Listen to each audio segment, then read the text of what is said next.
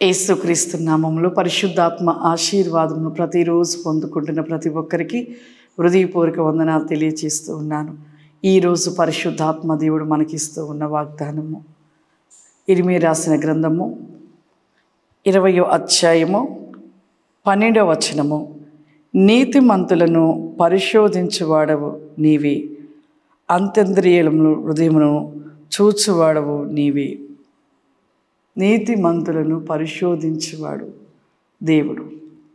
ఎంతోమంది కూడా అనుకుంటారు ఈ శ్రమ ఏంటి అని. శ్రమ ఏంటి అన్నవారు నిజంగా దేవునికి ఇష్టలుగా ఉన్నవారు కాదు.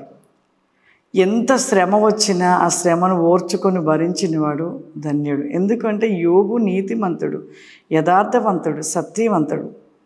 అతనిలో ఎక్కడా పాపం లేదు. కానీ యోబుని మరి అక్కడ పరిశోధించుటకు మరి దేవుడు అపవాదికి పర్మిషన్ ఇచ్చాడు. ఈ రోజులలో కూడా దేవునిలో నీతిమంతులుగా, యథార్థవంతులుగా, భక్తి జీవితం కలిగిన వారిగా ఉంటున్న వారి జీవితంలో కూడా దేవుడు ఒక పరీక్షగా పరిశోధించుట కోసము వారి మీదకి మరి అపవాదికి సమయం ఇస్తూ ఉంటాడు. ఆ సమయంలో ఎన్నో ఎదురైతాయి. మన పక్కనున్న వారే మనం నిందిస్తారు, మన ఎదుట ఉన్నవారే మనం విమర్శిస్తారు, మనని ఎన్నో మాటలు అంటారు, ఎన్నో విధమైన కష్టాలు, ఎన్నో ఆర్థికమైన సమస్యలు, ఎన్నో శోధనలు వస్తాయి. కానీ ఆ సమయంలో ఎందుకు అన్న ఒక మాట మన నోట రాకూడదు. ఒకటి దేవుని నిర్ణయము, దేవుని చిత్తము.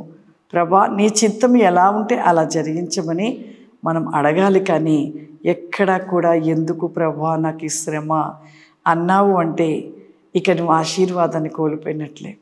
యోబు ఎక్కడా అనలేదు. యోబు భార్య కూడా ఎంత భయంకరంగా సాతానుడు ఎన్ని రకాలుగా చూస్తూ ఎన్ని రకాలుగా చేశాడో, ఎన్ని విధాలుగా చేశాడో. తన శరీరాన్ని బాధించాడు. మొదటిగా తన పిల్లలు కోల్పోయినట్టుగా చేశాడు. చుట్టుపక్కల అందరితో దూషింపచేశాడు. అనేక రకాలుగా చేసిన ఎక్కడ కూడా యోబు కింద కూడా కృంగిపోలే. ఎక్కడ విమర్శించినా సంతోషంగా దేవుడి చిత్తము, ఆయనే ఇచ్చాడు, ఆయన తీసుకెళ్తాడు, ఆయనే ఉంచుతాడు అనే ఒకే మాట. ఆ సమయంలో ఎంత విశ్వాసాన్ని కలిగి ఎక్కడ కూడా తన హృదయములో చిన్న నొప్పి కూడా కలగలేదు. దేవుడు పరిశోధించాడు, పరీక్షించాడు. యోబు విషయంలో సమయం అపవాదికి ఇచ్చాడు. చివరికి నీతిమంతుడిగా ఉన్న యోబు నీతిమంతుడిగానే ఉన్నాడు. ఈ రోజులలో అలా ఉంటున్నామా? మనకి ఆర్థికమైన కష్టాలు వచ్చినాయి అనుకోండి, వెంటనే ఏదైనా అబద్ధం ఆడటానికి కానీ అన్యాయపు పని చేయడానికి కూడా పరిగెడతారు కొంతమంది. ఎందుకు అంటే మాకేమీ లేదు కదా, ఒక చిన్న తప్పు మాట్లాడితే తప్పేముంది అంటారు. కానీ అక్కడ ఏమీ లేకుండా చేసిన యోబు నీతిమంతుడిగానే ఉన్నాడు. మన జీవితంలో నీతిమంతులైన వారికి వస్తవి. ఎందుకు అంటే నీతిమంతుడిగా నీవు ఉన్నావా లేదా, నిజంగా అబద్ధముగా అక్కడ దేవుడిని పరిశోధించుటకు అపవాదికి సమయం ఇచ్చినప్పుడు ఎందుకు అనే ప్రశ్న రాకూడదు.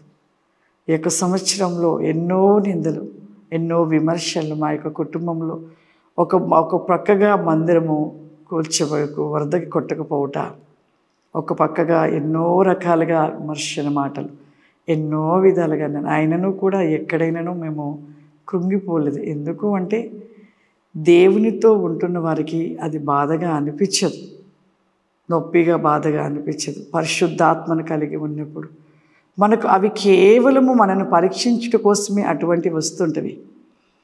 ఆ పరీక్షలో మనము ఎలా ఉండాలంటే ప్రతి దాని విషయంలో ఓర్చుకోవాలి. ఓర్చుకొని భరించడమే మనము చేయవలసింది. ఇంకా ఇవన్నీ కాదు, ఏమొచ్చినా ఓర్చుకోవడము, భరించడము, నిరీక్షణ చేత నిలిచి ఎదురు చూస్తూ ఉండాలి దేవుని కోసము. కానీ అయ్యో నాకెందుకు జరిగింది, అయ్యో నాకే జరగాలి, అయ్యో ఎలా ఎందుకు చేశారు, ఇలా ఎందుకు అన్నారు, ఎందుకు నేను ఇలా చేయకపోతే ఈ యొక్క విమర్శలు, ఇలా ఎన్నో రకాలుగా మాటలుగా పలకకూడదు. ఒక్క మాట ఎందుకు అంటే ఇంక నీ ఆశీర్వాదం పోయినట్లే. ఆ మాట మన నోటికి రాకూడదు. ఆ మాట రాకుండా నీ చిత్తం ప్రభా, నీ ఇష్టమా, నీవు ఎలా చెప్తే అలాగే ప్రభా అని మనము సంతోషంగా ఆయన ఇచ్చిన బాధ్యతను, ఆయన ఇచ్చిన పనిని చేసుకుంటూ ముందుకెళ్తే ఖచ్చితంగా బ్లెస్ అయిపోతాం. ఆశీర్వదిస్తాడు దేవుడు. యోబును ఆశీర్వదించాడు. ఇప్పుడు భూమి మీద ఉన్న ప్రతి నీతిమంతులు, యథార్థమంతులు, సత్యంగా ఉంటూ దేవునితో ఉంటూ దేవుళ్ళ నిత్యము భక్తి జీవితం కలిగిన వారి పైన ఒక పరిశోధన జరిగించబడుతుంది, ఒక పరీక్షగా జరిగించబడుతుంది. ఈ యొక్క పరీక్షలో ఎవరు నిలిచి ఉంటారా, ఎవరు ఓడిపోతారా? ఎవరు నిలిచి ఉన్నవారు ధన్యులు, ఓడిపోయిన వారు సాతాను చేతికి చిక్కుబడ్డవారు. కాబట్టి ఇంత పరిశుద్ధ గ్రంథంలో ఎన్నో మాటలు శోధన విషయంలో తెలుసుకొని కూడా మనము అటువంటి శ్రమలు వచ్చినప్పుడు భరించడము, సహించడము, నిరీక్షణ కలిగి ఉంటే ఖచ్చితంగా మనం దీవించబడతాము, ఆశీర్వదించబడతాము. సర్వశక్తివంతుడ దయగల తండ్రి, నీకు వందనాలు చెల్లిస్తున్నాను ప్రభా. నిత్యమే ప్రభా, నీతిమంతులకు, యథార్థవంతులకు, సత్యవంతులు, భక్తి జీవితము కలిగిన వారికి ఒక పరీక్షగా నా ప్రభా ఈ భూమి పైన అపవాది సమయము తీసుకుంటూ ఎంతో భయంకరముగా ప్రతినేకము చేస్తూ ఉండగా నా ప్రభా ఓర్చుకునుట, భరించుట, సహించుట, నిరీక్షణ కలిగి ఉండట ప్రభా, నమ్మకముగా నిలిచి ఉండట ప్రభా. ప్రతి వేగమే అతి క్రిస్టలోసమే ప్రభా. ఈ ప్రోగ్రాం చూస్తున్న ప్రతి బిడ్డను నా ప్రభా మీరు దీవించండి, ఆశీర్వదించండి నాయన. ఏ సమస్య, ఏ బాధ, ఇబ్బందుల చేత ఉన్నారో ప్రభా అట్టి వేగం నుండి స్వస్థత, విడుదల ప్రతిని క్రాస్యం దయచండి నాయన. నీకు వందనాలు. వెస్టెల్ బికాబ్రి ఖాందల రవాసి గ్లోరాబాది కావరిమా రికోల రవాసి ఖాంది మైక్లవాసి కావరి బ్లాక్ అండ్ బ్లాక్ ఏ ఫ్లవరిమా వెన్ బి గోబ్రి కాస్మే తండ్రి మీ శక్తి చేత నింపండి, మీ అభిషేకము చేత నింపండి, మీ ఆత్మ వేగము చేత నింపండి. ప్రతి రిమోది లిస్టెల్ కాస్యం దయచేయమని యేసు నామమున నడుచున్నాను తండ్రి. ఆమేన్.